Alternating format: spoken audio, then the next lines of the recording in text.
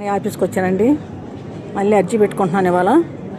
ఎందుకంటే ఎంఆర్ఓ మమ్మల్ని చేసిన మోసం అట్టుంది. మరి సీతారామయ్య ఎంఆర్ఓ మమ్మల్ని పిలిపించి మళ్ళీ మమ్మల్ని బెదిరిస్తున్నాడండి. ఈ భూమి సమస్య ఇది 5 ఎకరాలు 20 సెంట్లు భూమి. నేను ఏం చేసుకుంటావు చేసుకో, నేను అసలు దానికి సంబంధించిన కాగితాలు ఇవ్వను, నువ్వు ఎక్కడికన్నా పో అని చెప్పేసి మాట్లాడుతున్నాడండి. ఇది మళ్ళీ ఇక్కడ పెట్టుకుంటున్నాను అర్జీ. వాళ్ళ చంద్రబాబు అనేస్తున్నాడు. ఇవాళ 2026 మరి 6వ నెల అండి. 2026 4వ నెల మరి 24 అండి వాళ్ళ తారీఖు 24. ఎందుకండి ఎన్ని మరి రాసుకొచ్చిన కాయలండి. మరి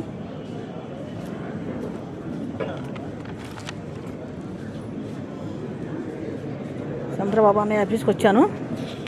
ఇన్ని పెడుతున్నా మేము సంబంధించిన కాగితాలు.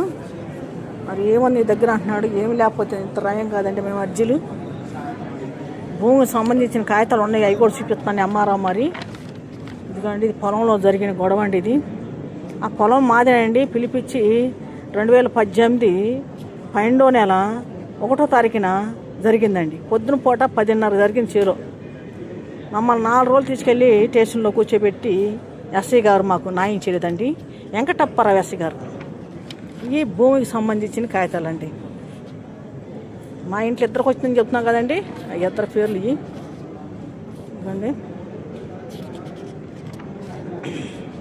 ఇది పట్టాని ఇచ్చాడండి. ఎందుకు పనికిరాదు, నేలకి గీసుకుంటా కూడా రండి. ఇది 5 ఎకరాలు 20 సెంట్లు భూమికి 5 సెంట్లు స్థలం అని ఇచ్చాడండి.